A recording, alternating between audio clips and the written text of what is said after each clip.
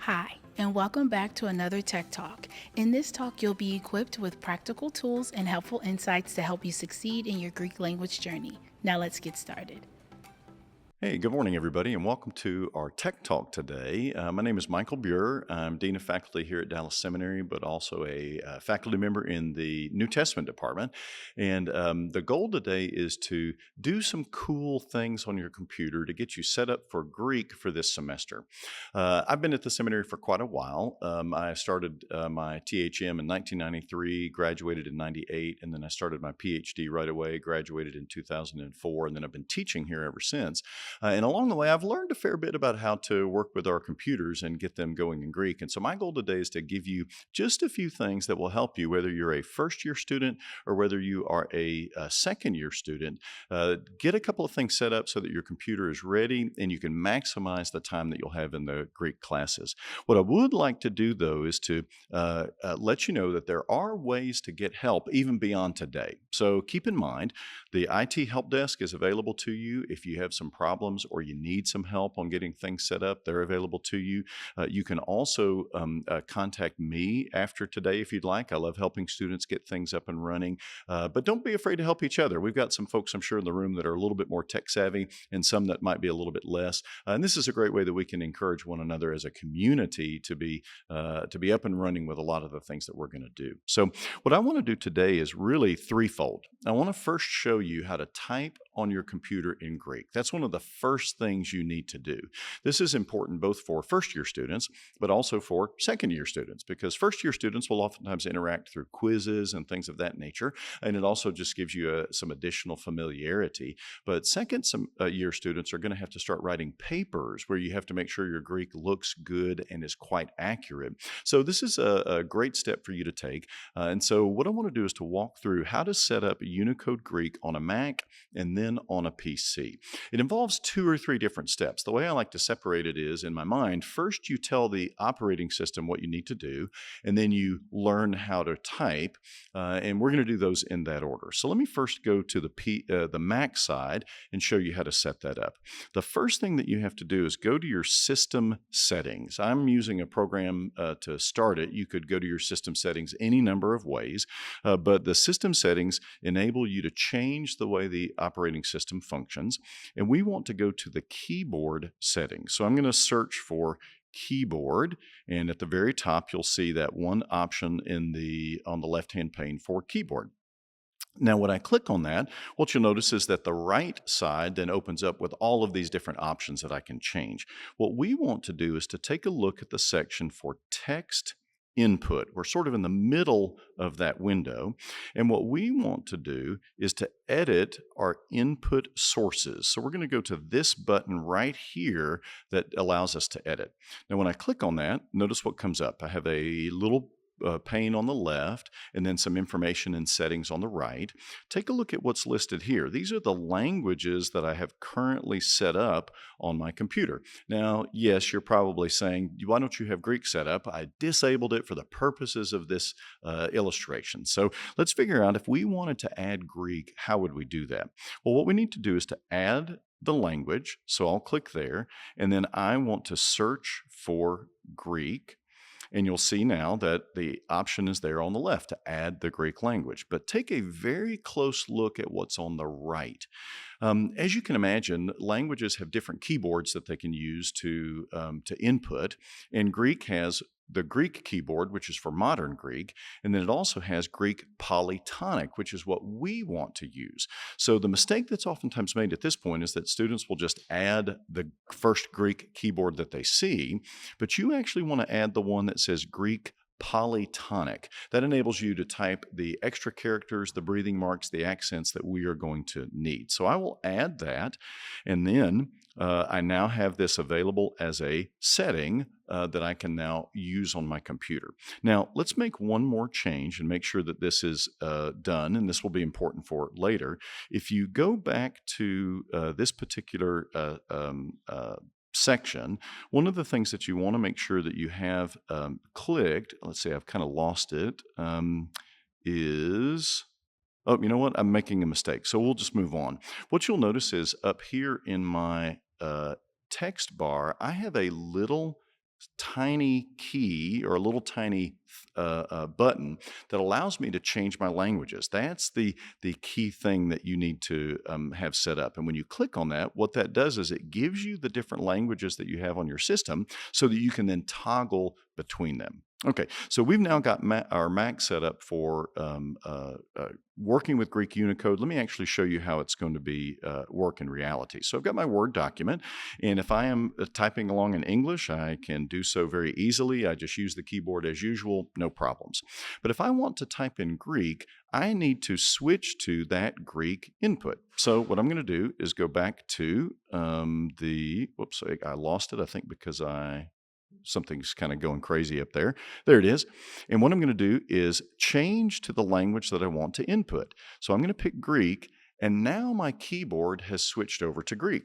So if I type the L key, instead of getting the L, I will get the lambda. If I type the O key, instead of getting the O, I will get the omicron. Happily, those look very much the same.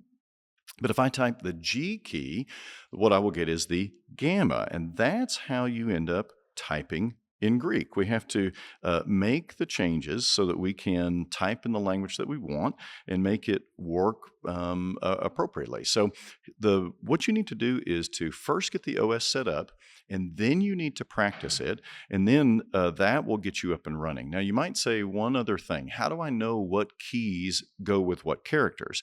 Now, that's where we've got some very, very helpful things that we can use. In fact, let me change something real quick. I'm having a little bit of an oddity.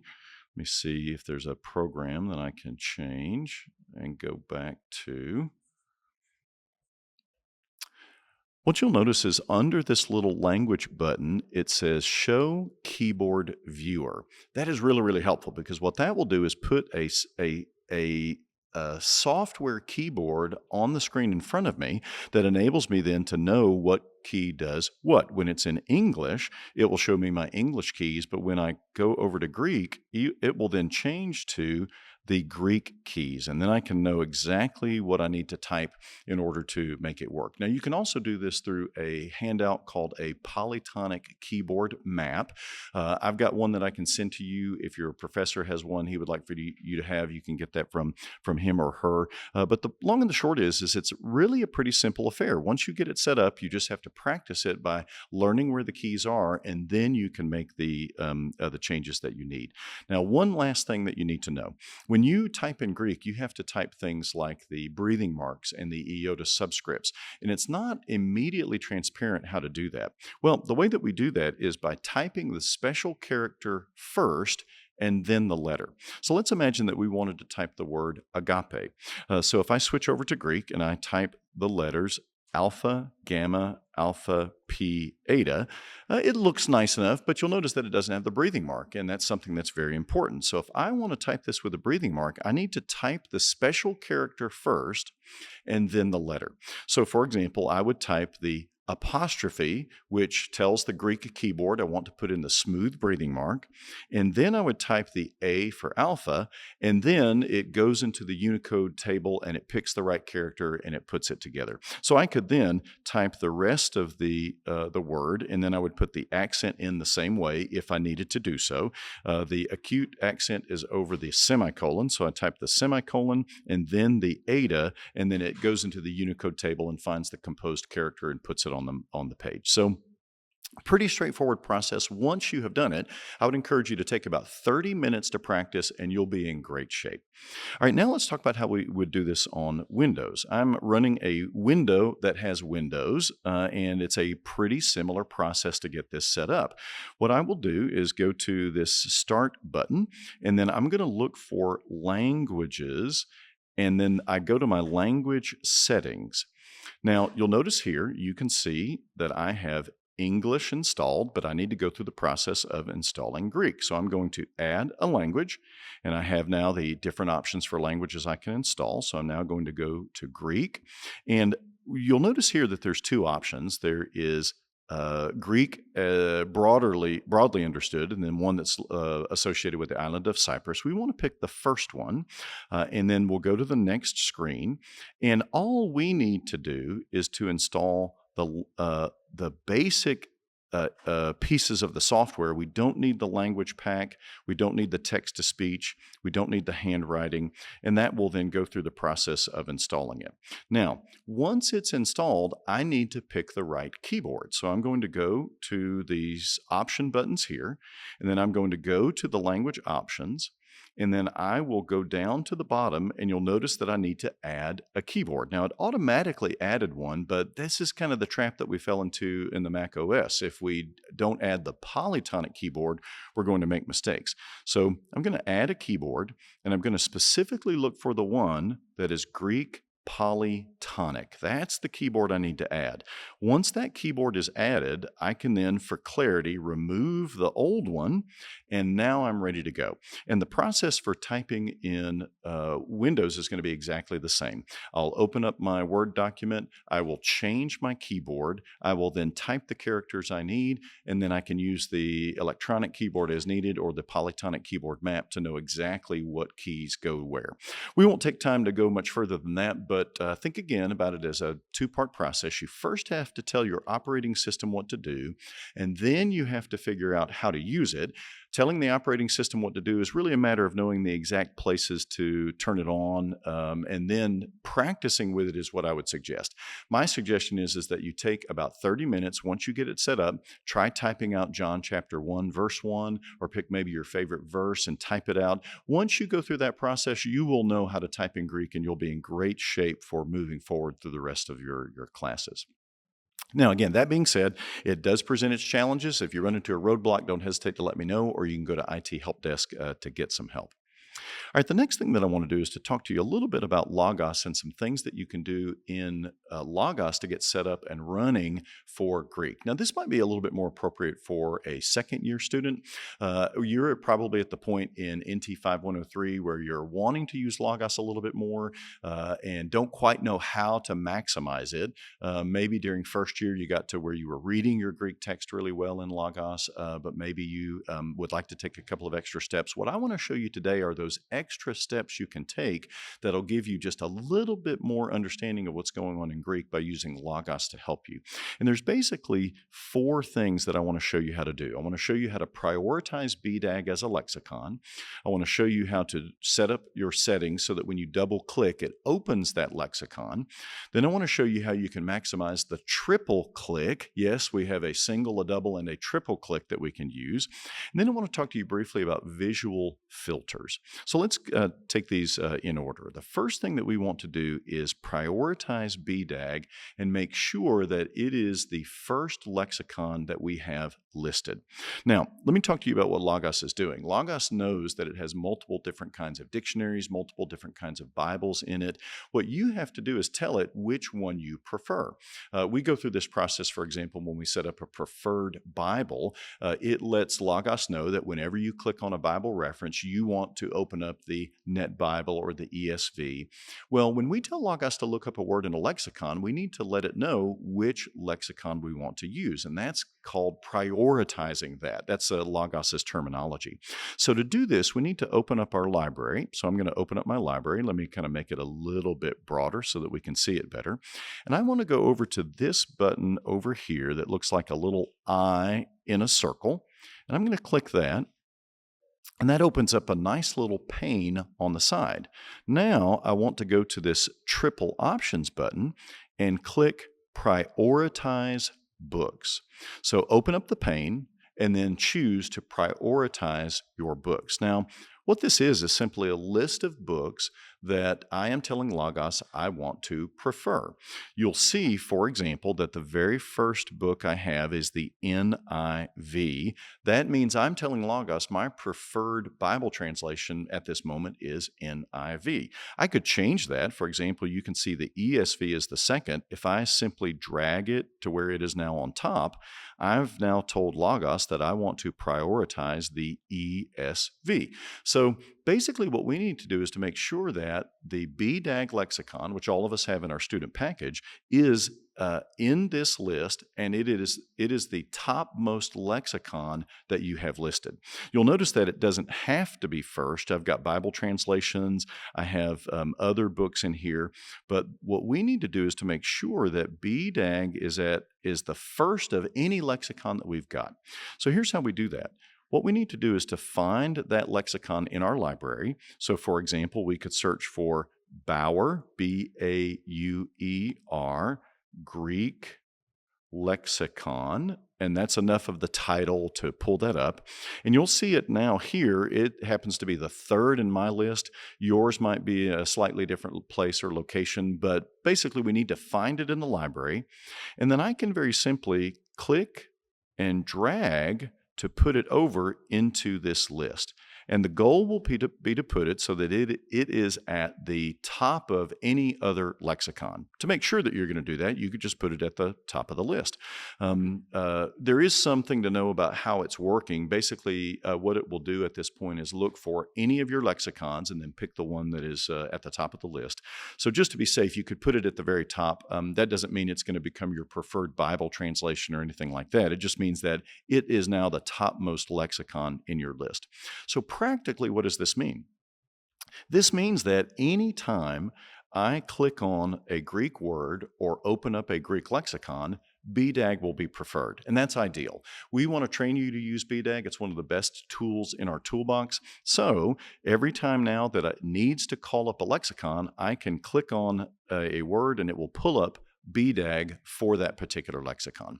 Now, it doesn't mean that you have to keep it that way forever. I think it's helpful just to have that for our studies because we're constantly asking you as professors to go to BDAG. You may ultimately, in the long run, prefer a different lexicon. BDAG does have a lot of information, so you may one day prefer a lexicon that has less information, that's a little bit easier to read. But for now, that's my recommendation, and by doing this, you will now have access to BDAG, and you won't have to flip through all those pages, and it'll make things a lot easier to find.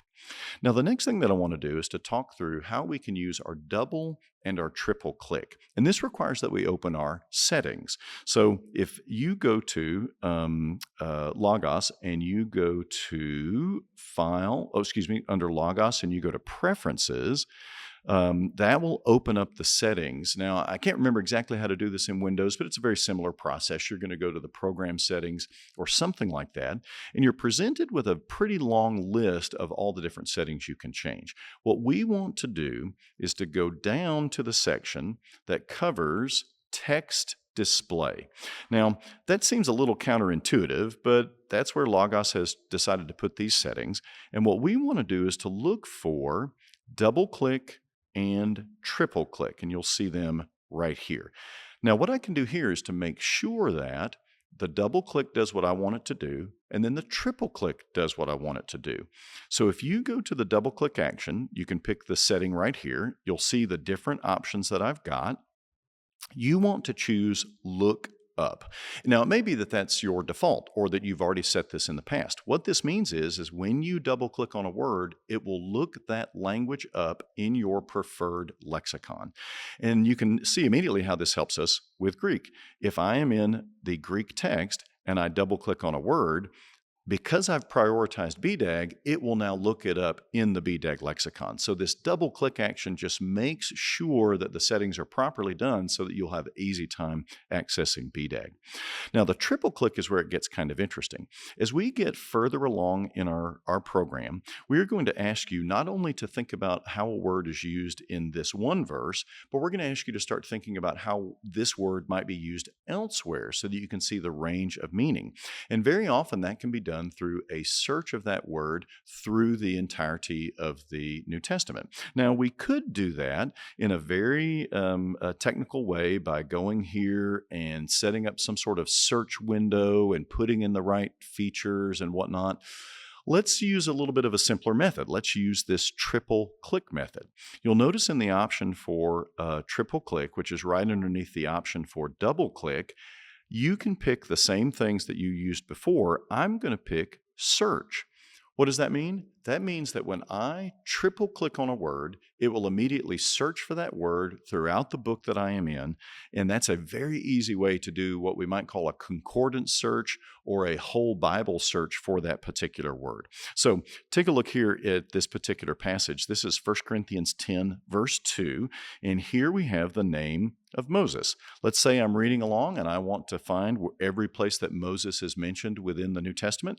I now can triple click on that word and it will immediately execute the search. Now, we need to learn ultimately what to do with this window and how to set it up properly. That's a little bit beyond the scope of what we want to talk about today. But I can now scroll and very quickly see all the places where Moses is mentioned. And that can be a great help for beginning Bible study. It can be a great help for beginning a word study. It can be a great help for understanding and finding similar passages. So that is just a great trick to have in your bag. So prioritizing BDAG is helpful. Doing the double click lookup is helpful, and then the triple click is also helpful. Now, let me talk a little bit more carefully to those who are in third semester. One of the things that we want you to start to do is to become more familiar with reading Greek directly and understanding the different forms and things that you have studied in first year. You remember first year can be pretty challenging. You're learning all of these nouns, all of these verbs, all of these adjectives, and it can get kind of confusing. Sometimes it's helpful to imagine that we've got a way to show in a visual fashion where the nouns are or where the verbs are. And that can then be a nice little help moving forward in your reading. And in Logos, we can do that with what is called a visual filter. Now, this is a little counterintuitive, but to set up a visual filter, you actually have to create what Logos calls a document. And so the document button is right here. It looks almost like a little Word document. I have my sidebar set to where it only shows icons. If you have it expanded, it'll actually say the word documents. But when I click on that, I'm then presented with the window that gives me the options for creating a document or reading a current document. And what I want to do is go to New and create a visual filter. It's kind of small in the resolution that I've got set up, but you can see it there. So I'm creating a new document, and the type that I want to create is a visual filter. Now, when I create that, what you'll notice is it gives me this window. We have to figure out what to do with this window. Well, at the very top is the name, and so I want to give this a name that I can remember. Let's focus, for example, today on nouns, and so I will call this a noun visual, if I could spell, that would be helpful, visual filter. And then this next section is all of the parameters that we have to pick. What we want to do, there was one parameter I forgot. You'll notice up here above the name are different types of visual filters we can have. I want to pick morph because what I'm going to do is use a morphological category to display the text in a certain way. So think parsing information, think nouns, verbs, person, number, gender, case, things of that nature. So I'm going to change that to morph. And now I need to come down here and work with all of these parameters. Anything that's in blue is something that I can change. So all morph text is very appropriate. All passages is very appropriate. I don't want to go through every single one of my books, though. I want to pick a Greek text. And so I'm going to pick the NA28. That's in your student package, and you should have that available to you. And then it'll automatically switch to where we're going to use Logos Greek morphology. So I'm basically telling Logos what I want to do is to search through every passage within the Nestle Island text, and I'm going to use the morphological codes that are contained in the Logos Greek morphology. Now, this next step is a little bit challenging. Here, I could type it out if I knew the codes. You can imagine that there's some database information under the hood, and there's some certain abbreviations that are being used. But what if I don't remember all that? Well, the best thing to do is to remember the @ sign. If I type the @ sign, what you'll notice is I immediately get a drop down that shows me all of the things I can pick. It's sort of a morphology picker, if you will. So we said we wanted to focus on nouns, so we could highlight nouns, and then the dynamic possibilities will change depending upon what I pick. So I could now pick case, number, gender, or degree. Notice if I pick verb, that dynamically changes to give me all of the things I think about with verbs. If I change it to the adjective, it goes back to things I would think about with the adjective. So the point is that once you pick the part of speech, the picker will dynamically change for the options that are feasible. So let's just be big picture. Let's say I just wanted to look at nouns. Now notice what's happened up here. The program, because I have picked that, puts in the appropriate computer code, and now it is going to find every noun in the Greek text. Well, what's the next thing I need to do? You'll notice here over on the right is the option for formatting. When I click this, I'm presented with all these colorful options for formatting. I can change the color of the text. When the Logos program uses foreground, that's what they're referring to, the color of the text. But let's imagine I want to use highlighting. So let's turn every noun into something that has blue highlighting. Now, I could go even further. It could find verbs and make them green. It could find adjectives and make them red.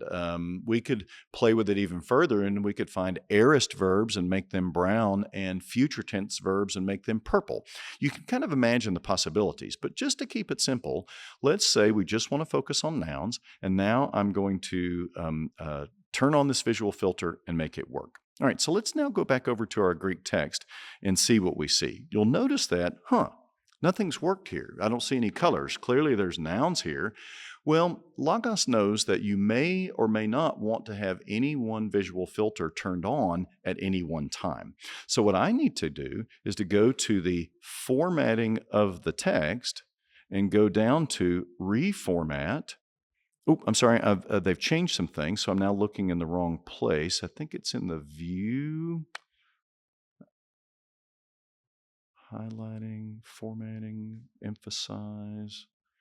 Yeah, my apologies because I have, here it is. Yeah, it's under the formatting. They've changed a couple of things, and you'll see right here are the visual filters. So that's what I want to look for, formatting and then visual filter. What I want to do is to turn these on. You'll notice that it's off. It may be that your default is that these are off. So you'll first have to go and actually turn these on. And then you'll see down here all of the different visual filters that I have made, and I can pick and choose which ones that I want to use. So you'll see right here in the middle, or it went away because I was trying to draw on the screen, but you'll see in the middle the one that we just made, the noun visual filter. But then there's another one that has accidentally turned on, so I'm going to turn that off. And now we are in business. Every single noun is now in blue. That is really, really helpful. Imagine, for example, that you are in your NT 5103 class and you're working on participles. You may want to create a visual filter that shows you the participles in blue. Now, yes, you would be able to see them if you know the morphology and you know the participle morphemes, but this is just that extra little bit of help that can be useful when you're reading and studying and needing to focus on a particular issue. Now, the good thing is you can make as many of these as you would like, and you can turn as many of them on as you would like, and you can turn them off. If I decide I no longer want to do that, I can go to Visual Filter and simply turn them off, or I could pick a different one if I decided today I wanted to focus on adjectives or the article or something to that effect. Long and short, these visual filters are a great way to give you a little bit of extra help to read and figure out what's going on in the text. This helps me identify my nouns, and maybe that's enough help so that I can then recall, oh yeah, there's my second declension endings, there's my first declension endings, there's my third declension endings, or whatever the case may be. Now, to wrap up, what I'd like to do is to talk through some resources that are helpful to you. Obviously, we are thankful for Logos as a resource, and we've set it up a certain way, but sometimes we might need a little bit more targeted help. Generally, students are interested in resources that help us with vocabulary and parsing. We've got a lot of vocabulary words that we've got to learn in first year. We have a lot of vocabulary words that we need to remember in second year. And you're probably already well familiar with tools like Quizlet or Anki, tools like that where you can get a public database of the words and then quiz yourself on them. I wanted to point you to a few resources I think that are even more targeted that could be really, really helpful. The first for vocab that I'd like to suggest to you is an app called Bible Vocab. Pretty straightforward. Basically, this is a program that focuses on Greek, and Hebrew, and it is keyed to several of the very popular grammars that are used. For example, you can use Mounce's grammar and isolate all of your vocabulary words. You can use Volz's grammar. You can use Ross's grammar in the Old Testament for the Hebrew. So all of these are available, and in this particular program, I believe it costs a little bit of money, but if you need some targeted vocabulary help, you could focus in on chapter 20 in Mounce and learn those vocabulary words pretty easily. So that would be one suggestion that could be really helpful. I'd like to suggest is for parsing, it's a program called Parse Greek. Now, again, it costs a little bit of money, but it's available to help you in your parsing. It's keyed to the grammars that we use, much like these vocabulary programs are, and you can zero in on parsing for the indicative or the subjunctive or the participle or the perfect. So it offers you some additional targeted help if you need it when it comes to parsing verbs. And as a Greek professor, I love vocabulary and I love parsing, so any effort that you can put into that and know those things well is going to be effort well spent. I'd also like to point out to you a couple of web resources that could be helpful to you if you need just a little bit of extra lecture or presentation that might be useful. Dr. Mounce has put together a website that has his own lectures on first-year Greek going through his grammar. So let's imagine that you need just a little bit of clarity on a principle that's discussed in your grammar class, and your professor has done a great job, but you've got some extra time. You could watch one of Dr. Mounce's lectures. I mean, he wrote the book that we use, so he probably knows his stuff pretty well. It's just another opportunity to learn and to grow using these resources that are available to us. But you may say, Dr. Burer, I'm with a professor that's using Dr. Volz's text. Well, guess what? Dr. Volz has a series of lectures of his first year Greek class when he taught them at Concordia Seminary. And so you can go and see Dr. Volz teach these lectures. The long and the short is there are publicly and free resources available to you. I would encourage you, if you need them, if you're having trouble understanding a concept, these could be helpful to you. Now, of course, if I were your professor, I would love for you to come talk with me. I'd love for you to go to the tutoring that we have available. But maybe you've just got some extra time on the weekend and you'd like to watch a lecture to get a little bit more information. Those resources are available to you. Now let's talk about long term. Maybe you are past first and second year Greek and you're now beyond that and you're thinking, how can I stay fresh in what I am doing? I'd love to recommend to you the resource called the Daily Dose of Greek. This is a subscription service. It's free, but I think they do have some paid options. But basically, they send to you daily readings from the Greek New Testament, daily discussions of grammar with a goal of keeping it fresh. 5 to 10 minutes a day, and you can keep what you have learned, you can retain that investment, and even grow in your understanding. And this might be a great habit to start even now. They've expanded to a daily dose of Hebrew and even a daily dose of Latin, so if you have an interest in that, you could subscribe to those. But this resource is a great one because it gives you just that daily little tidbit that will remind you of what you've studied and then encourage you to continue to move forward. I hope that this has been helpful to you. The goal is to just get you up and running if you're in the first year, and typing in Greek and then working with Logos is a great way to start. If you're at the beginning of this, the second year in NT 5103, this will give you some additional tips that will help you as you do a lot more reading and translating directly from the text. And I hope that the resources are helpful as well, because that will give you some good opportunities to expand either into vocabulary, parsing, or the lectures, or even daily reading that can be really beneficial to you. And as I said, I'm happy to help, so don't hesitate to come by my office if I can do something for you, and I wish you a great year in working with Greek.